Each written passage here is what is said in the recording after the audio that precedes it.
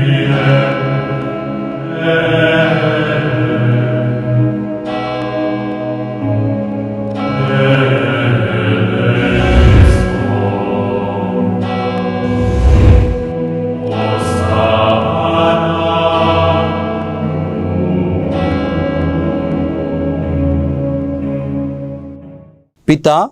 పుత్ర పవిత్రాత్మ నామమున ఆమెన్.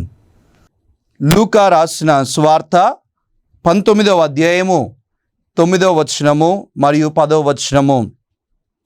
అందుకు యేసు జక్కయ్యతో, నేడు ఈ ఇంటికి రక్షణ వచ్చినది, ఏలైనా ఇతడును అబ్రహాము కుమారుడే.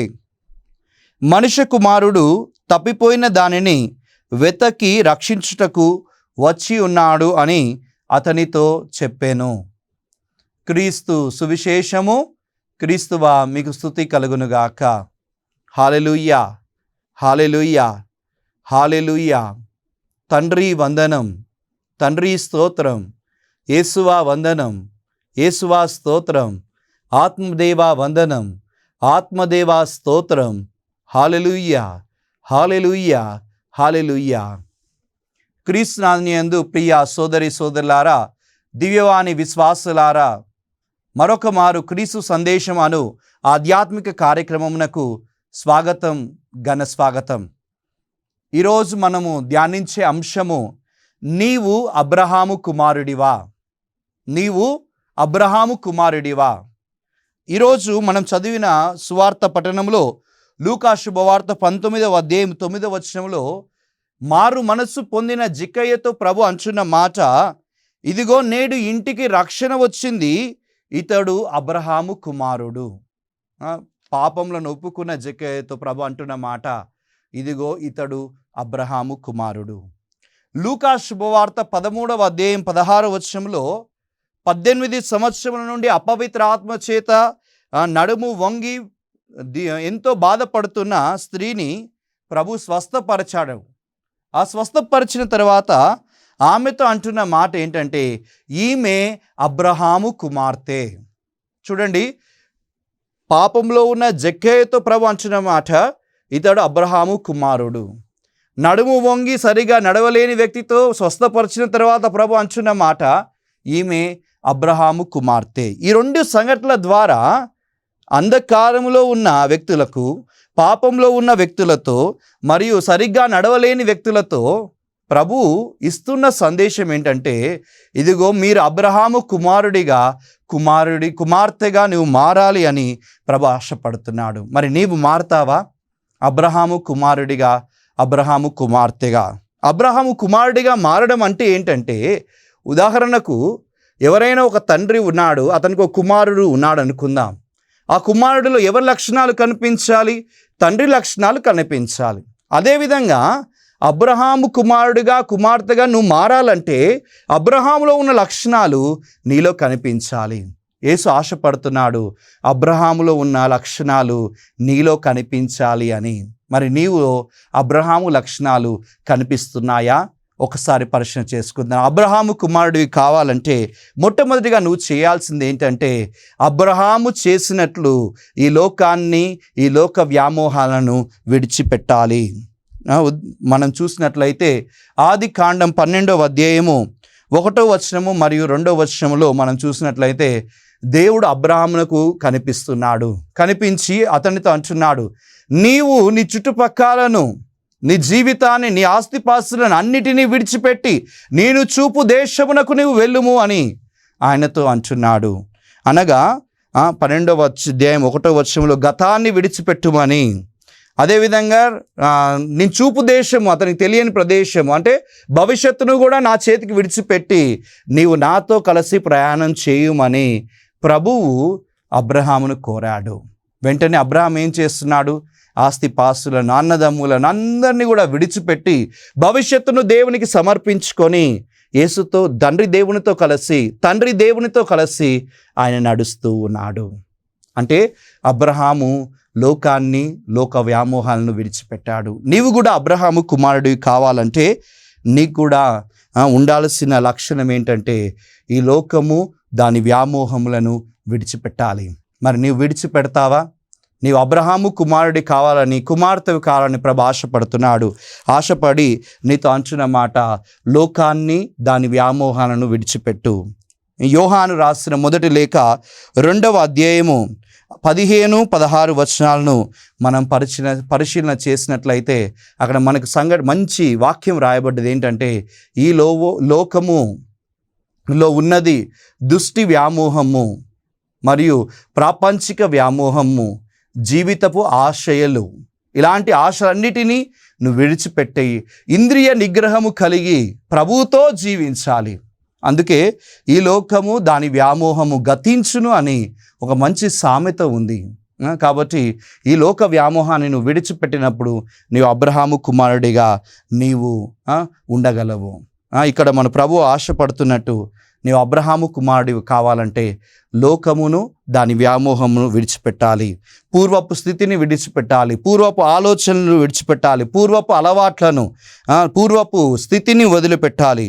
అదేవిధంగా రాబోయే రోజుల్లో భవిష్యత్తులు ప్రణాళికలను ప్రభువుకు ఇవ్వాలి, భవిష్యత్తు ఆశలను ప్రభువుకు సమర్పించాలి. భవిష్యత్తు ఆశయాలను ప్రభువుకు సమర్పించినప్పుడు నీవు అబ్రహాము కుమారుడివి కాగలవు. కాబట్టి అబ్రహాము కుమారుడివి కావాలంటే లోకాన్ని వదిలిపెట్టు, భవిష్యత్తును ప్రభువుకు సమర్పించు. రెండవది అబ్రహాముకున్న రెండవ లక్షణం ఏంటంటే, ఆయన విశ్వాసమునకు తండ్రి. నిజమే, ఆదికాండం 12వ అధ్యాయం 2-3 వచనాలు ప్రభు అంటున్నాడు, సంతానమే లేనప్పుడు, ఒక బిడ్డ కూడా లేనప్పుడు ప్రభు అతనితో అంటున్న మాట, నీవు ప్రపంచానికి ఆశ్చర్యకరంగా మారుతావు, జాతులకు జ్యోతిగా మారుతావు. ఆదికాండం 13వ అధ్యాయం 14-15 వచనాల్లో మనం చూసినట్లయితే అక్కడ ప్రభు ఇస్తున్న వాగ్దానం, ఒక్క సంతానం లేని బిడ్డకు, ఒక బిడ్డ కూడా లేని వ్యక్తితో, ఇదిగో నీ సంతానాన్ని ఇసుకలో ఉన్న రేణువుల వలె, ఆకాశంలో ఉన్న నక్షత్రముల వలె చేస్తా అంటున్నాడు. ఒక బిడ్డ కూడా లేడు, కానీ ప్రభు ఇస్తున్న వాగ్దానం, ఇసుకలో ఉన్న రేణువుల వలె, ఆకాశంలో ఉన్న నక్షత్రముల వలె నీ సంతానం అభివృద్ధి చెందుతుంది అని. ఈ మాటను అబ్రహాము విశ్వసించాడు. సెంటు భూమి లేని వ్యక్తితో నేను నా దేశంలో అనేక భూములను నీకు ఇస్తానని వాగ్దానం చేశాడు. దీన్ని అబ్రహాము నమ్మాడు. ఎన్ని సంవత్సరాలు నమ్మాడంట అంటే దాదాపు 25 సంవత్సరాలు నమ్మాడు. 75 సంవత్సరంలో ఆయనకు పిలుపు వచ్చింది.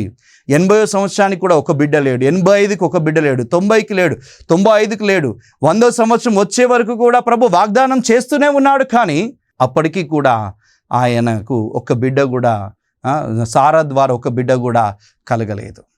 కాబట్టి ఇలా వాగ్దానాన్ని నమ్మి బిడ్డ కోసం ఎదురు చూశాడు.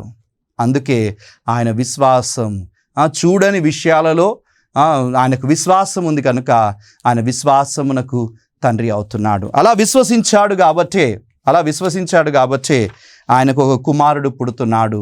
ఆయన ద్వారా ఆయన జాతులకు జ్యోతిగా, తండ్రిగా మారిపోతూ ఉన్నాడు. మరి అబ్రహాముకున్న విశ్వాసం నీలో ఉందా? అబ్రహాముకున్న విశ్వాసం నీలో ఉందా? చిన్న చిన్న సమస్యలు రాగానే వాగ్దానాలను మర్చిపోయి, ఈ పరిశుద్ధ గ్రంథంలో ఉన్న వాగ్దానాలను మర్చిపోయి మనము సమస్య మీద దృష్టి పెట్టి జీవితమును మనము విశ్వాసం లేకుండా జీవిస్తున్నాం. ఒక చిన్న క్యాన్సర్ వ్యాధి రాగానే మనం ఏమంటాం, ఇక అంతా అయిపోయింది, నా జీవితం ఇక చనిపోవాల్సిందే అంటున్నాం. కానీ ప్రభు ఇస్తున్న వాగ్దానం ఏంటంటే, ఇదిగో కీర్తనల గ్రంథము 147వ అధ్యాయము 3వ వచనము, గాయపడిన హృదయాలను నీ కట్టుకట్టదని వాగ్దానం నువ్వు నమ్మితే, విశ్వసిస్తే నీ యొక్క వ్యాధి నయమవుతుంది బిడ్డ. కానీ నువ్వు దాన్ని నమ్మకుండా నీ క్యాన్సర్ వ్యాధి మీదే దృష్టి నిలిపి కుమిలి కుమిలి కుమిలి కుమిలి కుమిలి కుమిలి కృషిస్తావు. వాగ్దానాన్ని విశ్వసించక అవిశ్వాసంతో జీవిస్తున్నావు. ఇలాంటి వ్యక్తులతో ప్రభు అంటున్న మాట, ఇదిగో నీవు అబ్రహాము కుమారుడివి కావాలంటే విశ్వాసం కలిగి ఉండాలి. అబ్రహాములో ఉన్న లక్షణం విశ్వాసం. మరి నీలో ఉందా? దేవుని వాగ్దానాలను, పరిశుద్ధ గ్రంథంలో అనేక వాగ్దానాలు రాయబడ్డాయి. ఈ వాగ్దానాలను నీవు నమ్ముచున్నావా? నమ్మినట్లయితే దేవుడు నిన్ను విశ్వాసంలో ఉంచి నిన్ను అబ్రహాము కుమారుడిగా, కుమార్తెగా మారుస్తాడు.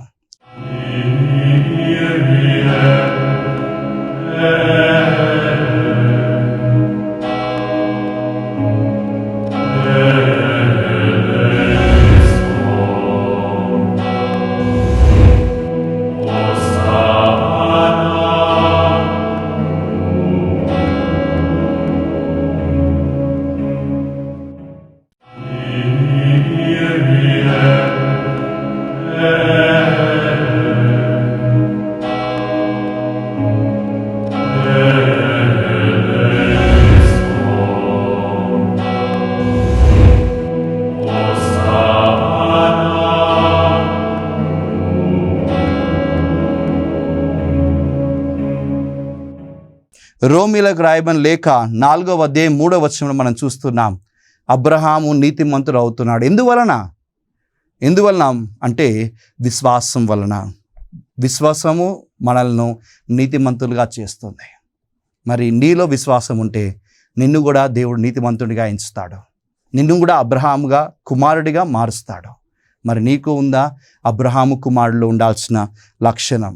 కాబట్టి అబ్రహాము మొదటగా లోకాన్ని విడిచి భవిష్యత్తును ప్రభువుకు సమర్పించి ఆయన అలాంటి లక్షణము మా అబ్రహాము కుమారుడిగా కుమార్తెగా నీలో ఉండాలి. రెండవదిగా అబ్రహాము విశ్వాసమునకు తండ్రి. నీలో విశ్వాసం ఉంటే నీవు అబ్రహాము కుమారుడివి అవుతావు.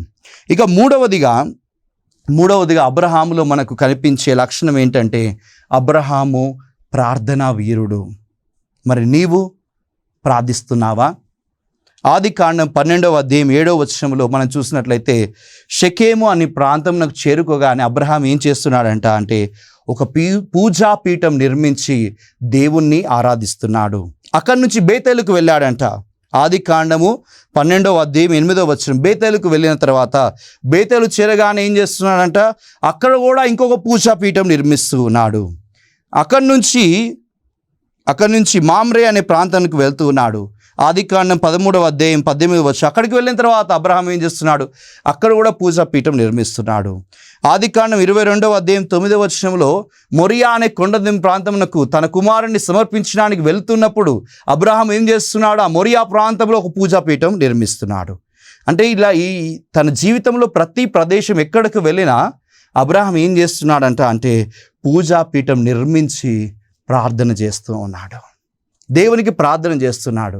ఏ ప్రాంతంలో ఉన్నా అబ్రహాం చేసిన గొప్ప లక్షణం, అబ్రహాంకున్న గొప్ప లక్షణం ఏంటంటే దేవుని వైపు తిరగడం, ప్రార్థించడం. అలా ప్రార్థించాడు కాబట్టి ఆయన జీవితంలో లెక్కలేనన్ని అద్భుతాలు పొందుకుంటున్నాడు. 100 సంవత్సరంలో కూడా కుమారుని కనగలుగుతున్నాడు. ఆ శత్రువులతో యుద్ధం చేసి విజయం సాధిస్తూ ఉన్నాడు. అందరితో కలిసిమెలిసిగా జీవించగలుగుతున్నాడు. అంటే ఎక్కడికి వెళ్ళినా దానికి కారణం అతడు ప్రార్థనా వీరుడు.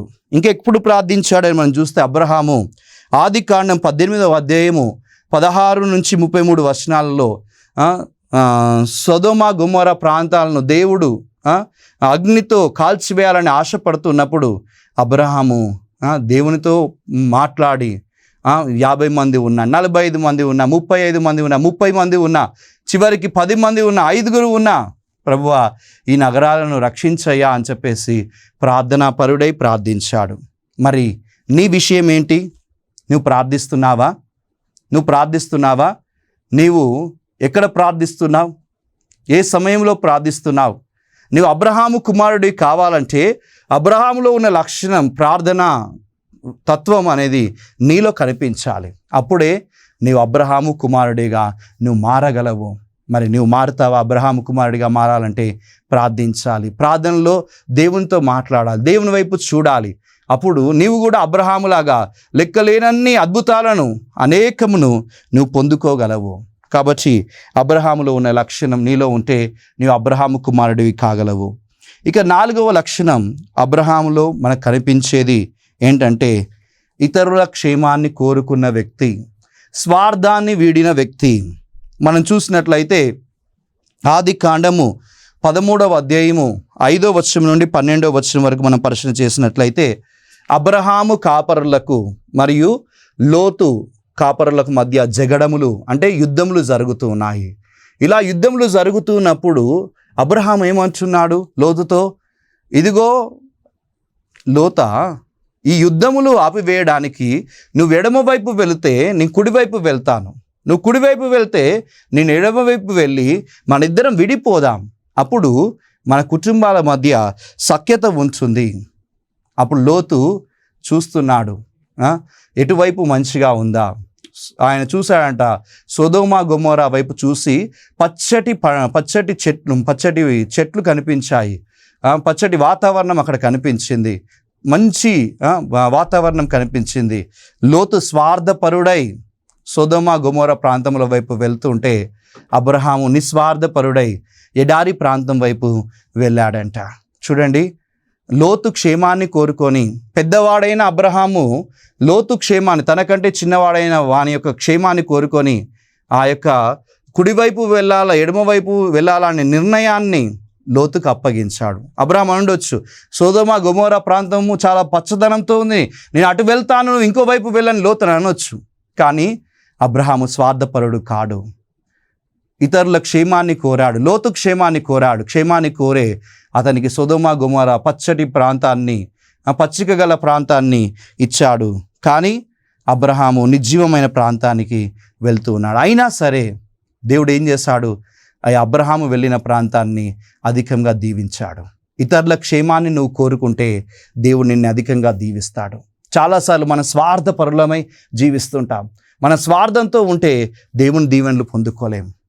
అందుకే ప్రభువు అబ్రహాము కుమారుడిగా నువ్వు మారమని ఆశపడి నీతో అంటున్నాడు, స్వార్థాన్ని వీడు, ఇతరుల క్షేమాన్ని నువ్వు కోరుకో. ఇతరుల క్షేమాన్ని నువ్వు కోరుకుంటే నిన్ను దేవుడు అబ్రహాము కుమారుడిగా మార్చి పరలోకానికి నిన్ను అర్హుణ్ణి చేస్తాడు. ఇక చివరిది అబ్రహాములో ఉన్న 5వ లక్షణం ఏంటంటే, అబ్రహాము అతిథులను గౌరవించాడు. అతిథులు ఎవరైనా సరే అబ్రహాం దగ్గరికి వస్తే ఆయన గౌరవించినట్లు ఆయన జీవిత చరిత్ర చెప్తుంది. ఆదికాండం 18వ అధ్యాయంలో ముఖం తెలియని 3 వ్యక్తులు అటుగా వెళుతున్నారు, బాటసారులుగా వెళ్తున్నారు. అలా వెళ్తూ ఉన్నప్పుడు అబ్రహాం ఏం చేస్తున్నాడు?